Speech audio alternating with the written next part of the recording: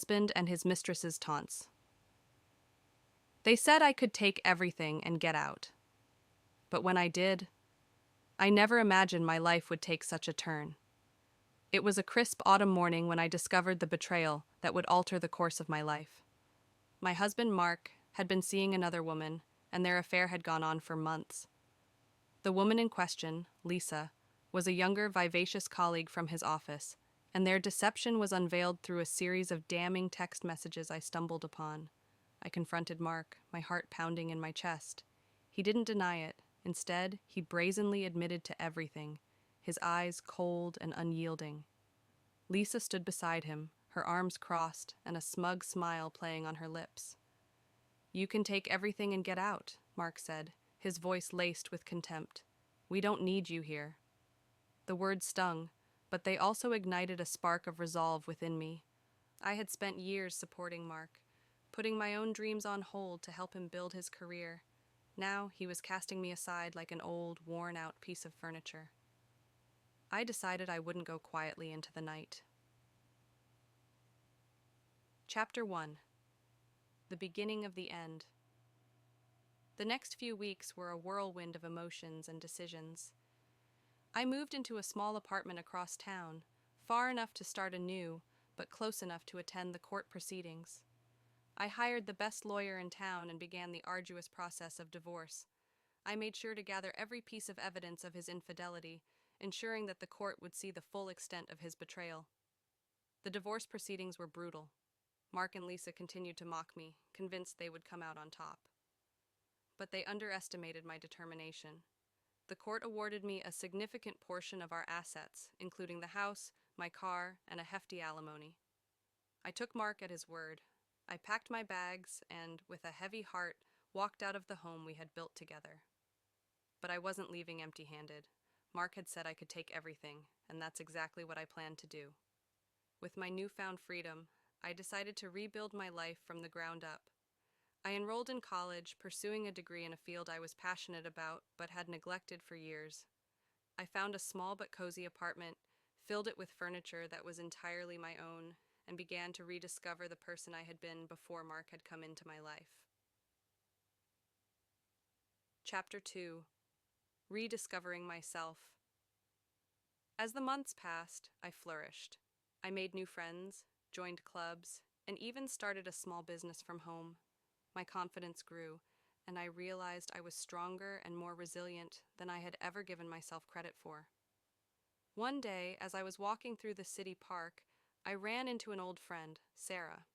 We hadn't seen each other in years, and she was surprised by the transformation she saw in me. We caught up over coffee, and I shared my story with her.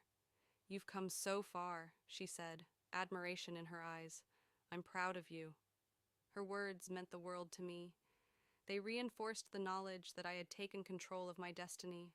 I had turned a devastating betrayal into an opportunity for growth and self-discovery. Chapter 3. Building a New Life. Starting my own business was a daunting task, but it was also incredibly rewarding. I decided to follow my passion for interior design, something I had always loved but never pursued. I took a leap of faith and opened a small studio, offering my services to friends and family. Word of mouth spread quickly, and soon I had a steady stream of clients. My business became a labor of love, a way to channel my creativity and vision. I poured my heart and soul into every project, transforming spaces into beautiful and functional environments. My clients were thrilled with the results, and my reputation grew. I expanded my services, hired a small team, and eventually moved into a larger office space. Chapter 4. Embracing New Experiences. As my business flourished, so did my personal life. I traveled to places I had always dreamed of visiting, immersing myself in different cultures and experiences. Each trip was a journey of self-discovery, a way to broaden my horizons and gain new perspectives. I visited art galleries in Paris, hiked through the mountains of Switzerland, and explored the bustling markets of Marrakech. Each adventure was a reminder of the beauty and richness of life, and I cherished every moment. During one of my travels, I attended a women's empowerment conference in New York. It was there that I met Rachel, a successful entrepreneur and motivational speaker. Her story of overcoming adversity and building a multi-million-dollar business from scratch resonated deeply with me. We struck up a conversation, and she became my mentor and close friend. Rachel introduced me to a network of inspiring women who had faced similar challenges and emerged stronger. Their stories and support encouraged me to push my boundaries and set higher goals for myself. I started attending workshops and seminars, learning new skills and strategies to grow my business and personal brand. Chapter 5: Finding Love Again. It was during one of these workshops that I met Alex. He was a guest speaker, sharing his journey of transforming his family business into a global enterprise. His charisma and passion were captivating, and after his presentation, I found myself drawn to him. We struck up a conversation during the lunch break, and our connection was instantaneous. Alex was kind, thoughtful, and incredibly intelligent. He had a passion for history and architecture, and we spent hours discussing our favorite places and experiences. He appreciated my story and respected my journey, which was a refreshing change from the condescension I had endured with Mark. Our relationship blossomed, built on mutual respect, trust, and a deep emotional connection. For the first time in years, I felt truly loved and appreciated for who I was. Alex and I traveled together, exploring new destinations and creating beautiful memories. He supported my dreams and ambitions, and I supported his. Chapter 6: Overcoming New Challenges. Life was not without its challenges, even with Alex by my side. Balancing a growing business and a new relationship required careful time management and communication. There were moments of doubt and stress, but we faced them together, learning and growing from each experience. My business continued to expand, attracting high-profile clients and earning industry recognition. I hired more staff and opened a second studio in a neighboring city. My team became like a second family, and we celebrated our successes and supported each other through challenges. Alex's business also thrived, and we often collaborated on projects, blending our expertise and creativity. Our partnership extended beyond our personal relationship, and we became a formidable team in the business world. Chapter 7: Giving Back and Inspiring Others. As my business grew, so did my desire to give back to the community. I started a scholarship fund for young women pursuing careers in design and entrepreneurship. I also began mentoring aspiring business owners, sharing my experiences and insights to help them succeed. I was invited to speak at conferences and events, sharing my story of resilience and transformation. It was incredibly rewarding to see how my journey inspired others to overcome their challenges and pursue their dreams.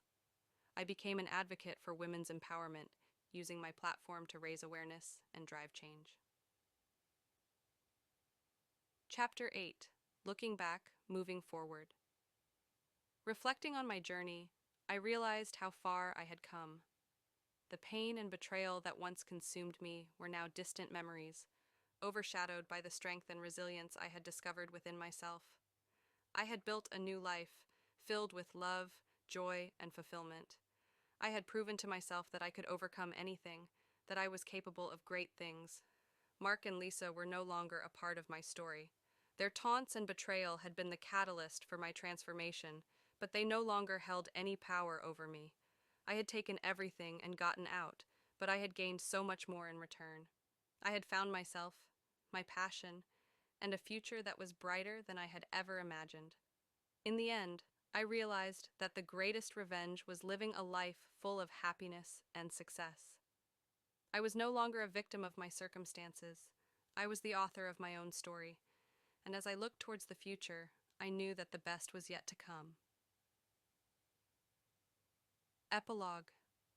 The new dawn years later, as I sat in my office overlooking the bustling city, I reflected on the incredible journey I had undertaken. My business was thriving, my personal life was filled with love and happiness, and I had become a role model for many. The scars from my past had healed, replaced by the strength and wisdom gained from my experiences. I often received letters and messages from women who had heard my story and found inspiration in it. Their words of gratitude and admiration touched my heart, reminding me of the importance of resilience and self-belief. I was proud of the woman I had become and the life I had built from the ashes of betrayal. Mark and Lisa were long gone from my thoughts. Their lives had taken a different path, one that was no longer intertwined with mine. I wished them no ill will, for I had found peace and happiness in my own journey. As I gazed out of my office window, I felt a profound sense of fulfillment. I had turned a devastating chapter into a story of triumph and growth. I was living proof that even in the darkest moments, there is always a glimmer of hope. And with that hope, anything is possible. The future was bright, and I was ready to embrace it with open arms. The journey of self-discovery and empowerment was ongoing, and I was excited to see where it would lead me next. My story was far